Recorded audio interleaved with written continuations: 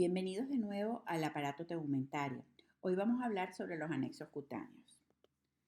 Como los mencionamos en la clase pasada, los anexos son la unidad pilosebácea, constituida por el folículo piloso y la glándula sebácea, las glándulas sudoríparas, tanto apocrinas como ecrinas, y las uñas. Nuestros anexos cutáneos han ido cambiando a medida que el hombre ha ido evolucionando y hoy por hoy se quedaron en aquellas zonas donde nos hacen falta, como por ejemplo el pelo. El pelo ya no cubre toda la superficie corporal, sino que está en aquellos lugares como el cuero cabelludo para protegernos del sol, las narinas para servir como una especie de filtro y que no entre polvo dentro del aparato respiratorio, las cejas y las pestañas para que no nos caiga el sudor o el polvo en los ojos, y en las zonas intertriginosas para que no ocurra tanta fricción al caminar o al movernos. En el caso de las uñas, pues las uñas ya no son las garras que eran antiguamente, porque hoy por hoy no las usamos o no las deberíamos usar como herramientas. Tanto el pelo como las uñas hoy por hoy forman un elemento muy importante dentro de la vida social del ser humano, porque son estéticamente muy importantes. La unidad pilosebácea está constituida por el folículo piloso, la glándula sebácea, el músculo piloerector y en algunas zonas, tanto axilas como genitales, también va a haber una glándula apocrina formando parte de ella. En la unidad pilosebácea nosotros nos vamos a encontrar que el músculo piloerector está contactando con la epidermis por un extremo y con el otro por una zona del pelo que se llama protuberancia. De esta manera, tanto el folículo, la epidermis como el músculo van a delimitar una zona triangular en la cual se alberga la glándula sebácea. En el momento en el que hay algún estímulo como el frío, como el miedo, pues el músculo piloerector puede contraerse y cuando él se contrae, el folículo piloso, que estaba un poquito ladeado, se endereza y se eleva un pequeño pliegue de la piel que nosotros conocemos como piel de gallina. En esta lámina tenemos un corte de una unidad pilosebácea con coloración de hematocilina y eosina, donde podemos ver perfectamente el folículo piloso central en la lámina, la glándula sebácea y el músculo piloerector, que es un pequeño paquete de músculo liso. El folículo piloso tiene muchas capas que de fuera a adentro son la membrana vítrea, que está constituida por fibras de colágeno tipo 3 y mucopolisacáridos. Es como una especie de capa compacta que envuelve el folículo. Por dentro de esta vamos a tener a la vaina radicular externa, que es una continuación del epitelio de la epidermis. Luego la vaina radicular interna, que está constituida a su vez por 3 capas, como son la capa de Henle, constituida por una sola hilera de células, y es la primera en cornificarse, la capa de Huxley, formada por 2 hileras de células ricas en gránulos eosinófilos de tricohialina, y la cutícula. La cutícula es una capa de células bastante aplanadas y grandes que están desprendidas por uno de sus extremos. Y de esa manera se van a encajar o a engarzar con las células de la cutícula del pelo y va a servir como de anclaje al pelo para que éste no se caiga. Por dentro de la vaina radicular interna tenemos el pelo en sí, y este pelo está formado por 3 capas a su vez. La cutícula, que es una hilera de células semejantes a la cutícula de la vaina radicular interna, la corteza, que es la zona llena de queratina dura, que son filamentos de queratina duros envueltos por un material amorfo que contiene grandes cantidades de azufre, son proteínas asociadas a la queratina y que tiene muchos puentes de disulfuro y es lo que le da ese aspecto compacto y duro a esta queratina. Y dentro de esta, una porción mucho más estrecha, que es la médula, que es una columna de queratina blanda. En el folículo piloso, si lo vemos de arriba abajo, lo podemos dividir en segmentos. El folículo piloso es una invaginación de la epidermis que entra en profundidad hasta la hipodermis y en la hipodermis vemos que se ensancha formando el bulbo. Es la porción más inferior. Si nosotros dividimos el folículo piloso, lo vamos a dividir en 2 segmentos. Un segmento superior que va desde la porción de la epidermis hasta el istmo, llega al punto donde se inserta el músculo piloerector y ese segmento superior es permanente.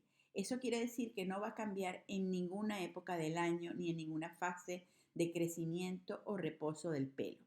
Y el segundo segmento, que es el inferior, va desde ese punto de inserción del músculo piloerector hacia el bulbo.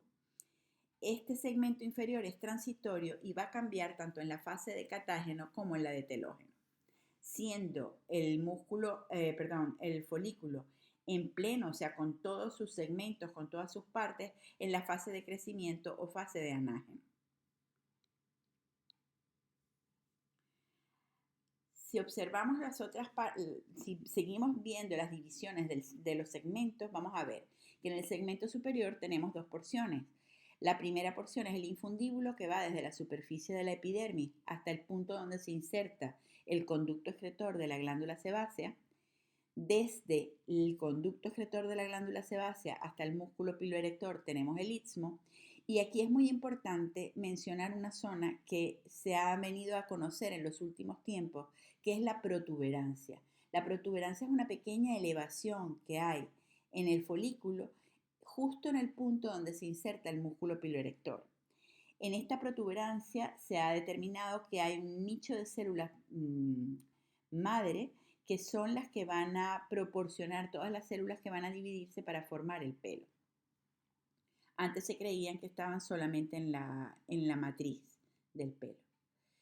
Hablando entonces del segmento inferior, tenemos que hay otras dos porciones. La porción del tallo, que es la que tiene todas las capas que conocimos en la lámina anterior, que va desde el punto de inserción del músculo piloerector hasta la zona queratógena o franja de Adamson. ¿Qué es esto? Es el punto donde comienzan a cornificarse las células y a formarse la queratina. Y la última porción, que es la más inferior, es el bulbo. El bulbo es un ensanchamiento del folículo donde la vaina radicular externa se abre, en su interior penetra una pequeña prolongación o evaginación de la dermis llamada papila folicular, que es rica en inervación y rica en vasos sanguíneos. Esta porción de la vaina radicular externa que tapiza o rodea la papila está constituida por lo que se llama la matriz, y es allí donde están las células matriciales que se van a dividir para formar el pelo, y también se encuentran los melanocitos, que son los que le van a dar color al pelo. Si nosotros esquematizamos qué capas hay según el segmento del pelo en el que estamos ubicados, vamos a ver que en el infundíbulo tenemos la vaina radicular externa, que era la prolongación de la epidermis. Vamos a tener una porción de pelo y la desembocadura de la glándula sebácea. En el istmo, que es la segunda parte del segmento superior, tenemos vaina radicular externa cornificada, la vaina radicular interna que se está desintegrando, la inserción del músculo piloerector y el pelo. En el segmento inferior, si seguimos bajando, nos vamos a encontrar con el tallo. En el tallo, ¿qué tenemos? La vaina radicular externa, que está formada por dos capas a esta altura más o menos, la vaina radicular interna con todas sus capas y el pelo. Y la última porción es el bulbo. En el bulbo veremos la vaina radicular externa solamente formada por una capita, la vaina radicular interna que no está queratinizada, pelo no queratinizado, la matriz celular y la papila dérmica capilar. En este corte es un corte longitudinal donde vemos una serie de folículos pilosos y podemos ver la porción del infundíbulo, que es justo la porción final, como se abre ese epitelio para dar paso al pelo para que pueda emerger hacia la superficie. En algunas partes de la porción medial, más o menos de los folículos, vamos a ver que se asocian los adenómeros de la glándula sebácea, y vemos la parte final o la parte más profunda de los folículos que se ubica en la hipodermis y donde vemos perfectamente el bulbo, la zona queratógena y cómo comienza el tallo. En esta otra diapositiva pues es más o menos lo mismo que vimos en la anterior, pero aquí tienen cerca algunas glándulas sudoríparas. Fíjense cómo se ven los adenómeros alrededor de los folículos pilosos. Esto es un corte longitudinal con un acercamiento del bulbo donde se ve perfectamente la papila dérmica, la papila folicular, donde se ven las células de la matriz, que son todas estas que recubren la papila, y comienzan a verse el resto de capas como van ascendiendo. Se ve todo lo que formaría parte del pelo, de la vaina radicular interna, y como muy delgada y haciéndose cada vez más gruesa a medida que ascendemos, la vaina radicular externa. Esto es un corte transversal del folículo a la altura del tallo. ¿Y por qué sé yo que estamos más o menos a la altura del tallo? Porque tenemos de afuera adentro membrana vítrea, que es esa circunferencia de color eosinófilo. Posteriormente tenemos la vaina radicular externa, que es la que está marcada con la letra E, de varias capas, o sea que no estamos tan en profundidad. Tenemos más basófila y granular la identificada con la letra I, que es la vaina radicular interna, y en el centro tenemos un pelo, donde podemos ver la parte de la corteza bastante clara, que es la parte más granular, y el centro, que es más oscuro, que sería la médula del pelo. Mencionarles las fases de crecimiento del pelo. Tenemos la fase de anágeno, que es la fase de crecimiento, la fase en la que están multiplicándose las células, que puede durar de 2 a 8 años. Aquí en estos folículos vamos a ver todos los segmentos que mencionamos, el segmento superior y el segmento inferior, con cada una de sus capas, dependiendo de la altura a la que nos encontremos. Luego tenemos la fase de catágeno, que es la preparación para el reposo. Es una fase que dura de 2 a 3 semanas, en la que cesa la reproducción celular, el bulbo se retrae separándose de la papila capilar y luego esa porción de la vaina radicular externa comienza a retraerse y va a formar un cordón de células epiteliales. Esto va a seguir ascendiendo hasta que el bulbo, o lo que sería el bulbo, toca con la protuberancia. En ese momento se detiene el catágeno y comienza el telógeno. El telógeno es el reposo en sí, donde el pelo va a quedarse quieto durante un tiempo, generalmente dura de 1 a 4 meses, y después vuelve a arrancar el crecimiento. Es importante decir que aquí en estas fases puede haber muchos problemas de caída del pelo, que mucha gente los asocia a caída androgenética, pero no. Esto se trata de caídas que pueden ser carenciales y es por prolongaciones o aceleraciones en los periodos de telógeno o en los periodos de anágeno. Entonces, ¿cuáles son las funciones del pelo? Pues un valor ornamental que es fundamental en nuestra sociedad, pero también recordar que sirve de protección. Como se los mencioné anteriormente, en los lugares que queda actualmente pelo, pues cumple una función de protección. Las glándulas sebáceas son otro elemento de la unidad pilosebácea. Ellas se distribuyen en todo el organismo excepto en las palmas y en las plantas. Recuerden, en piel gruesa no hay ni pelos ni glándulas sebáceas. La glándula sebácea está constituida por una especie de bolsa que tiene una capa de células basales que son las que van a dividirse a través del proceso de mitosis, y multiplicarse de esa manera. Una vez que ellas salen de esa capa, se van a comenzar a diferenciar y acercarse a la zona céntrica de la glándula.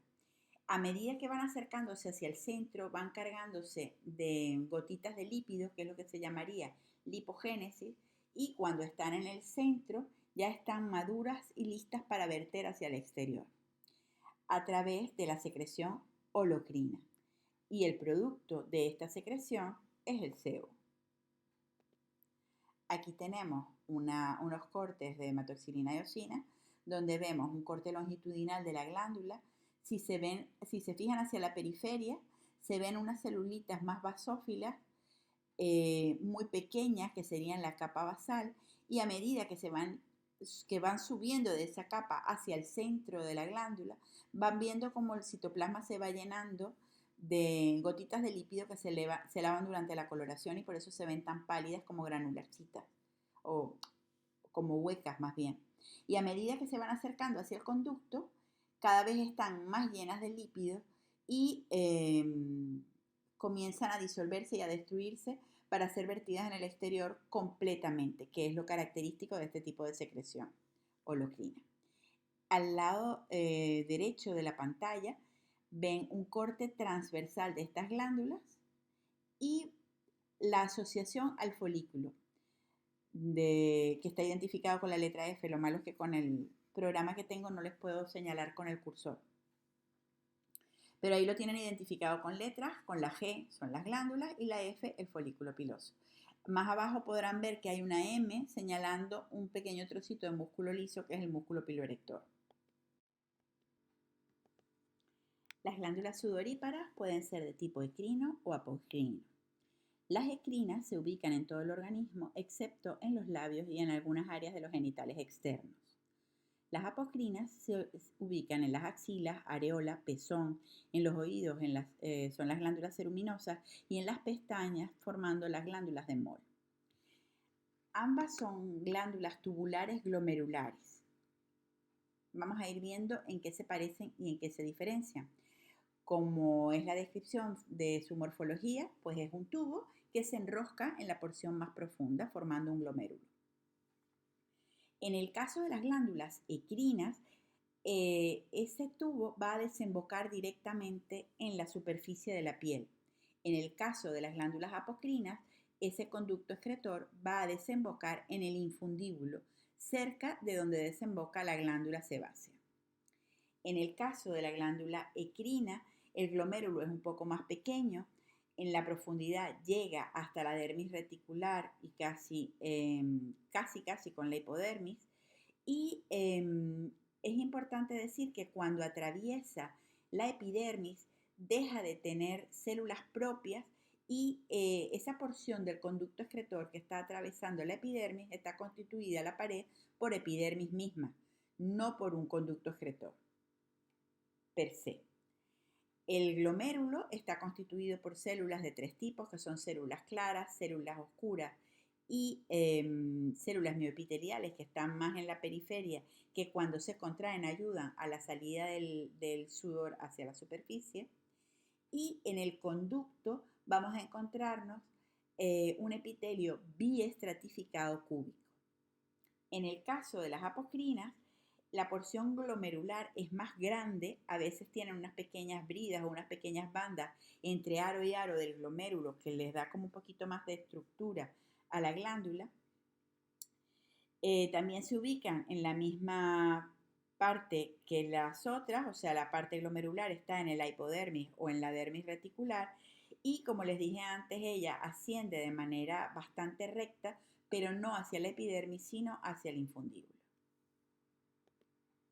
Aquí tenemos un corte de una glándula sudorípara ecrina, donde vemos más basófilos, los conductos excretores, con su epitelio biestratificado, y las porciones más claras son las zonas del glomérulo que son de distinto tamaño. Acuérdense que como están cortados de diferentes formas, algunos son transversales perfectos y otros no, por eso algunos se ven redondeados y otros se ven como ovalados. El acrosiringio en este caso es esa porción que les dije cuando está atravesando el conducto excretor en la epidermis, que no tiene pared propia, sino que la pared está constituida por epidermis. Ese trocito de la glándula se llama acrosiringio. Y esta glándula responde a neurotransmisores colinérgicos, también del sistema nervioso autónomo, al igual que las apocrinas. Las glándulas sudoríparas apocrinas, como les dije anteriormente, antes se creía que por decapitación de la porción apical de las células era que se creaba el sudor un poquito más lechoso que constituye el producto de estas glándulas. Sin embargo, por microscopía electrónica de transmisión se ha visto que es por exocitosis. Esta glándula sí tiene también tiene células mioepiteliales que también ayudan con su contracción a la excreción de su producto. En este corte de hematoxilina y eosina vemos como la luz del glomérulo es mucho más amplia que en las glándulas ecrinas y ese aspecto festoneado de la luz era lo que hacía pensar que se debía a una secreción apocrina. El estímulo al que estas responden son neurotransmisores adrenérgicos. Y acrosiringio no tiene porque desemboca directamente en el folículo. Las uñas, el último anexo que nos queda por conocer. Se ubican en la porción dorsal y más distal de nuestros dedos, tanto en manos como en pies. Las uñas están constituidas por una lámina de queratina dura, recuerden que es una lámina de queratina rica en enlaces de azufre, que es lo que le da esa dureza y esa impermeabilidad. Es lisa por la superficie y por la parte más profunda está adherida a una sección del dedo que llamamos lecho ungueal. La uña se va a formar en la matriz ungueal una parte, la matriz es esa área que vemos de color blanquecino de manera de semiluna, que se llama lúnula, y la otra porción de la uña va a ser formada en el lecho de la uña, que es lo que va a permitir que crezca adherida a nuestros dedos. En ella también vamos a notar o vamos a describir unos pliegues, un pliegue que es proximal, que se va a continuar con la cutícula, que nos va a servir para sellar esa porción proximal de la uña y que no penetren microbios por allí. Va a tener dos pliegues laterales y en la porción más distal vamos a tener un pequeño repliegue epidérmico que se llama hiponiquio, que también sirve para proteger la uña de invasiones de agentes externos. Este doble origen de la lámina ungueal que se pueda formar tanto de la matriz como del lecho nos permite muchas veces observar dónde puede estar el problema de la uña. Por ejemplo, si estamos hablando de lunares o estamos hablando de alguna mancha, podemos saber si la mancha es en la matriz o la mancha es del lecho, solamente con ver la porción más distal de la uña y notar dónde está el pigmento, si en la parte más inferior de la lámina o en la parte más superior. O sea que es muy importante conocer dónde está el problema para después saber dónde tenemos que ir a hacer el procedimiento quirúrgico en caso de que fuese necesario hacer alguna biopsia de alguna mancha sospechosa. En este esquema vemos como levantando la lámina ungueal, el lecho tiene como unas crestas que son longitudinales. Esas papilas dérmicas de manera longitudinal también van a explicar muchas veces cómo invaden los hongos un lecho ungueal. Ellos no invaden de manera horizontal, lineal, recta, no, sino que de forma horizontal van a ir haciendo unos pequeños ascensos como una especie de espículas, blanquecinas o amarillentas. Y eso se denomina signo de la aurora, es un signo que se puede ver con un equipo llamado dermatoscopio y que nos permite muchas veces sospechar si realmente eso que está pasando en la uña es una infección fúngica. Esa forma de avance de los hongos se debe a esta forma lineal o longitudinal en la que se distribuyen las papilas dérmicas. En este corte que vemos de una porción distal de un dedo, podemos observar cómo se ven todas las huellas digitales de este dedo en el pulpejo y a medida que se acerca a la uña, justo debajo de la H, hay como una especie de reborde más queratinizado, ese es el hiponiquio. Eso ayuda a sellar la entrada de la uña en la porción distal. Luego tenemos la lámina ungueal y vemos en el otro extremo, con la letra E, señalada el eponiquio, que es el pliegue proximal de la uña. En este esquema lo podemos observar mejor. Fíjense el eponiquio, cómo adentra la lámina ungueal por debajo del eponiquio, que sería la matriz, y solamente vamos a ver una pequeña porción que es la lúnula. Todo lo demás queda por debajo del pliegue proximal. Toda patología que ocurra ahí o hasta un simple golpe o un pequeño traumatismo que nos demos en la uña va a verse después reflejado en el crecimiento de esa uña porque justo la matriz es la que se puede ver afectada. Si la fábrica de la uña se afecta, pues el producto final, que es la uña, va a tener alguna alteración. Aquí vemos otro corte donde podemos observar la parte más basófila por debajo del lecho, que es la matriz ungueal, y cómo emerge debajo de ese pliegue del eponiquio la lámina ya queratinizada. Y finalizo la charla dándole gracias a la cátedra por darme la oportunidad de participar en esta clase, y esta es una imagen de la ciudad en la que estoy viviendo actualmente. Estas son las Palmas de Gran Canaria. Muchas gracias y espero haberlos ayudado con las clases.